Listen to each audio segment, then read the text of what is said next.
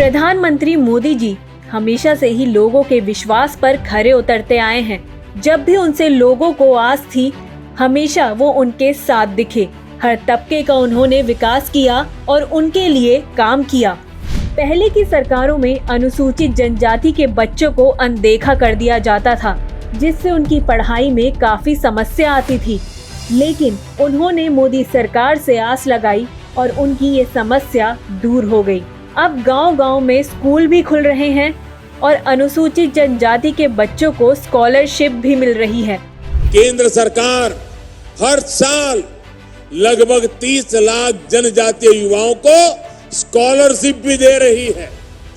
जनजातीय युवाओं को उच्च शिक्षा और रिसर्च से जोड़ने के लिए भी अभूतपूर्व काम किया जा रहा है। सबसे पहले बात करते हैं राष्ट्रीय प्रवासी छात्रवृत्ति की, जिसका लाभ मोदी सरकार के दौरान एसटी समुदाय के हर छात्र को 3.96 करोड़ रुपए से प्रतिवर्ष 20 नई छात्रवृत्तियों के रूप में मिलती है। लेकिन कांग्रेस सरकार में ऐसा बिल्कुल नहीं था। इस सरकार के दौरान केवल 9 छात्रों को ये छात्रवृत्ति दी गई थी।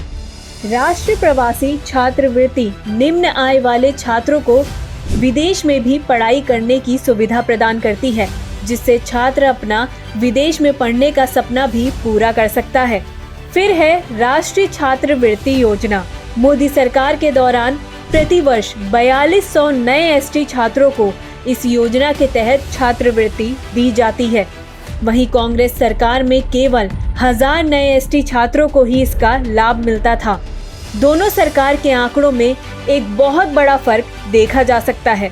हमारी सरकार आदिवासी युवाओं की शिक्षा और कौशल पर विशेष बल दे रही है। एकलव्य मॉडल रेसिडेंशियल स्कूल आज जातीय क्षेत्रों में शिक्षा की नई ज्योति जागृत कर रही है। एकलव्य मॉडल आवासीय विद्यालय ये दूर के क्षेत्रों में अनुसूचित जनजाति के छात्रों को मुफ्त और गुणवत्तापूर्ण शिक्षा प्रदान करता है। 50% से अधिक एसटी निवासियों और कम से कम 20,000 आदिवासी सदस्यों वाले प्रत्येक ब्लॉक में एक एकलव्य मॉडल आवासीय विद्यालय बनाने की योजना भी है। मोदी सरकार के दौरान यानी 2014 से लेकर 2023 तक इन स्कूलों की संख्या 523 है। लेकिन कांग्रेस सरकार में 2002 से लेकर 2014 तक में सिर्फ 90 स्कूल थे। एकलव्य मॉडल आवासीय विद्यालय भारत सरकार के जनजातीय मामलों के मंत्रालय द्वारा प्रबंधित भारत में मुफ्त आवासीय विद्यालयों की एक श्रृंखला है।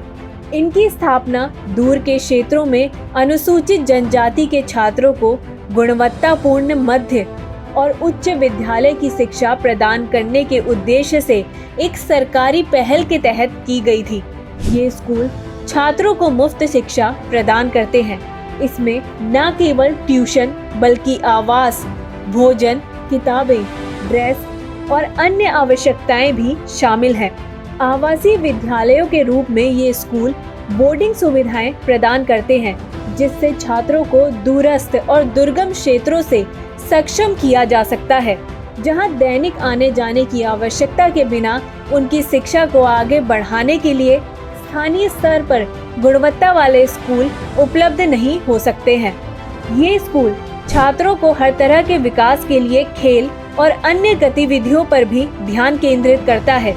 मोदी सरकार के इन कामों से साफ है कि उन पर लोगों के आस को उन्होंने विश्वास तक कैसे पहुंचाया है।